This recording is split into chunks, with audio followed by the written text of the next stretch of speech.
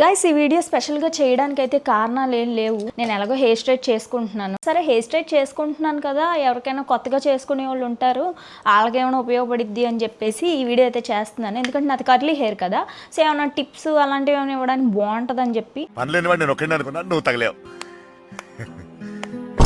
అంటే మనకు అంత ఎక్స్పీరియన్స్ లేదు, బట్ స్టిల్ నాకున్న ఎక్స్పీరియన్స్లో మీకు ఇస్తా, ఖచ్చితంగా ఇస్తా.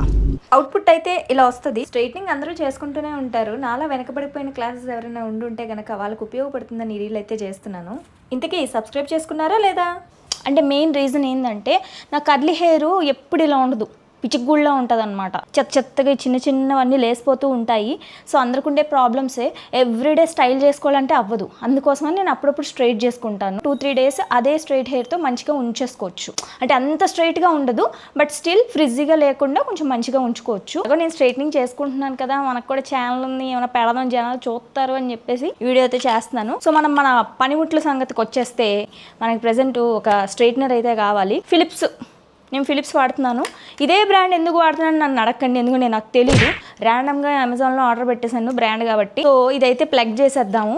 నేను అంత ప్రొఫెషనల్ కాదు, సో నాలాగా ప్రొఫెషనల్ కాకుండా ఉండే వాళ్ళు ఉంటారు కదా, వాళ్ళకి వీడియో చాలా యూజ్ అవుతుంది. బిగినర్స్ స్టార్టింగ్ ఎట్లా నేర్చుకున్నాను ఏంటి ఇవన్నీ డీటెయిల్స్ కూడా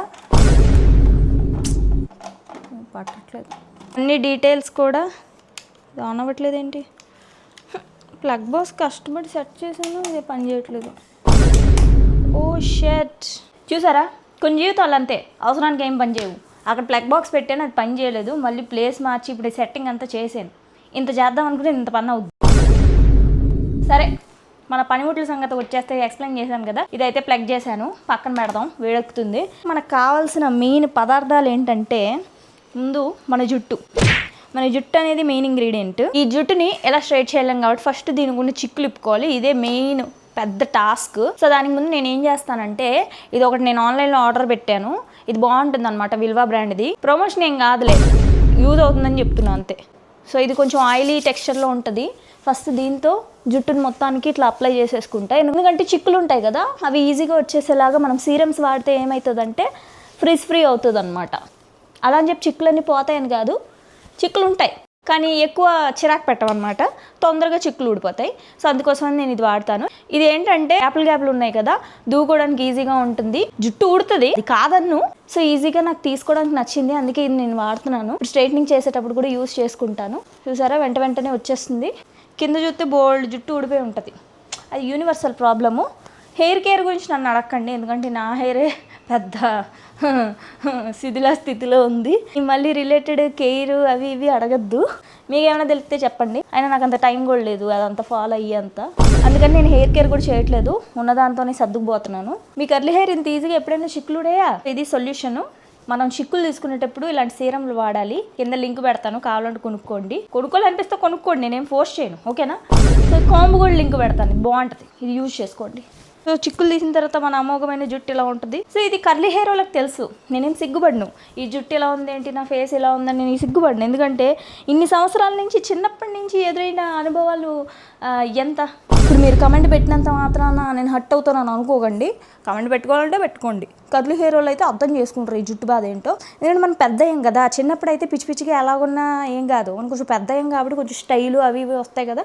సో అవన్నీ మెయింటైన్ చేసుకోవడం కోసం ఏదో ఒకటి చెయ్యాలి. ఇప్పుడు ఇలానే పోనీ వేసుకున్నాం అనుకోండి, ఇప్పుడు బాగానే ఉంది, ఇప్పుడు అంత బాగాలేదు, చెత్తలాగే ఉంది, బట్ బయటకు వెళ్ళినప్పుడు ఇంకా చెత్తగా అయిపోద్ది అనమాట. ఎందుకంటే గాలికి ఇప్పుడు ఇవన్నీ ఇలా బయటకు వస్తాయి అనమాట. చెత్తని అంతో ఇంతో అణచడానికి స్ట్రైట్నింగ్, కర్ల్ కేర్ ప్రోడక్ట్స్ ఇలాంటివన్నీ యూజ్ చేయాల్సి వస్తుంది అనమాట.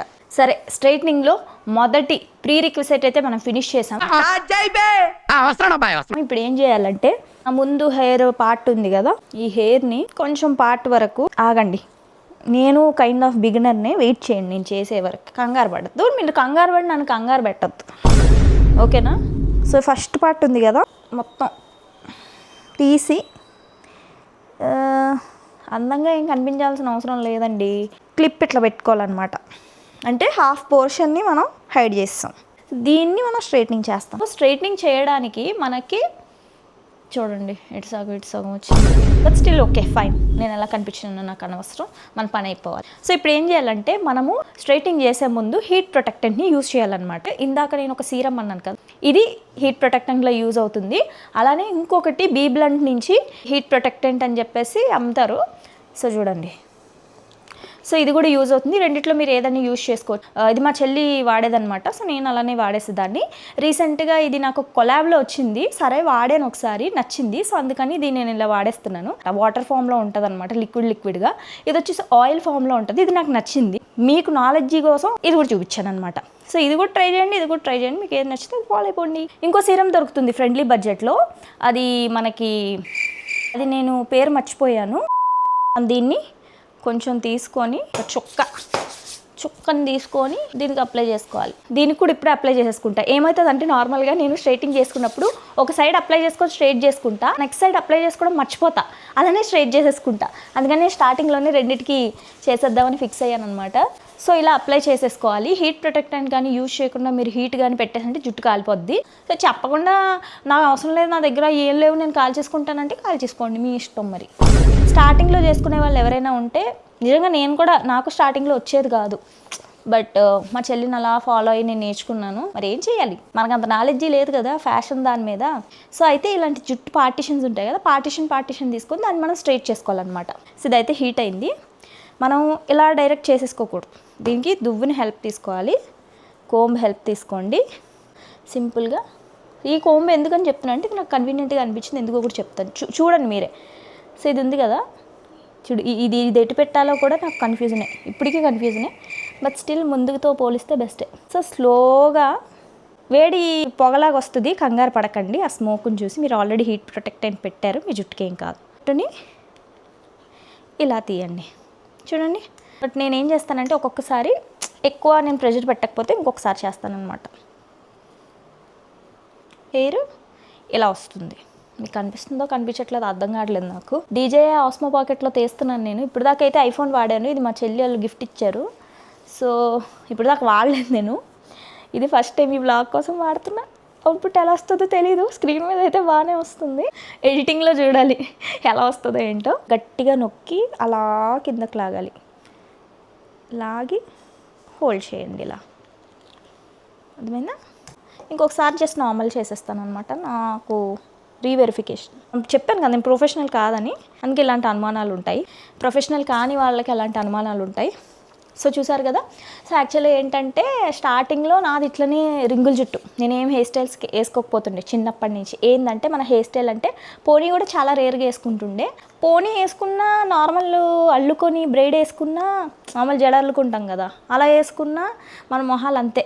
ఇంకా నేను ఈ స్టైల్ అన్నీ నా వల్ల అవ్వట్లేదు నా జుట్టుకి అని చెప్పేసి నార్మల్గా కర్లీ హెయిర్ కదా, రింగుల జుట్టు ఎంత చేసినా, అంటే అప్పుడు స్ట్రైట్నింగ్ కర్ల్ ప్రొడక్ట్స్ ఏం వాడేదాన్ని కాదనమాట.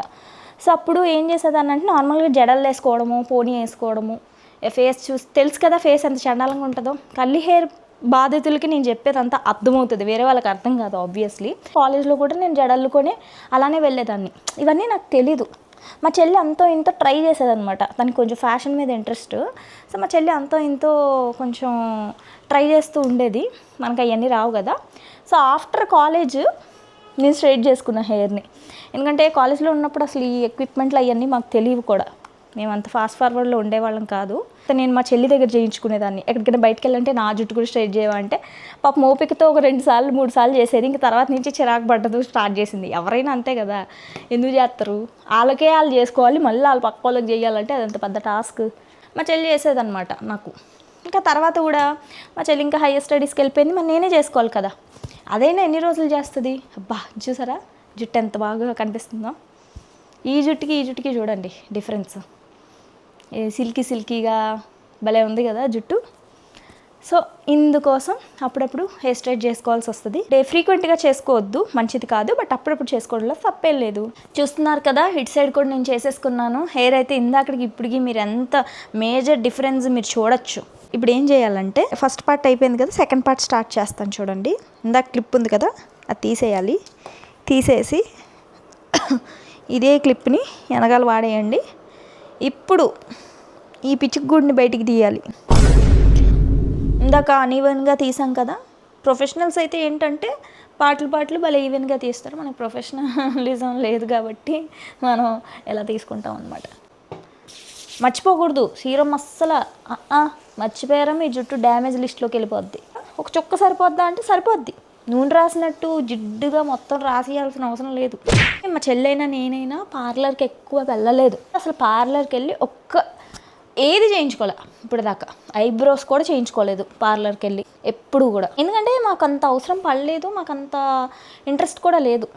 ఏదన్నా ఉన్న దాంట్లో సర్దుకుపోవడమే. హెయిర్ స్టైల్ కూడా నేను ఇప్పుడు దాకా అసలు ఎప్పుడు ట్రై చేయలేదు. ఒక్కసారి ట్రై చేశాను హెయిర్ స్టైల్, అది కూడా రీసెంట్ టైమ్స్లోనే. మమ్మీ ఏమంటుందంటే నేను ఎప్పుడైనా హెయిర్ స్టైల్ ట్రై చేస్తా అంటే నీకు ఈ ఉంగరాలు చూస్తే బాగుంటుంది వంజా అంటుంది మా మమ్మీ. ఓ షేట్, నన్ను ఏం కొత్త ట్రై చేయనివ్వా అనిపిస్తుంది నాకు.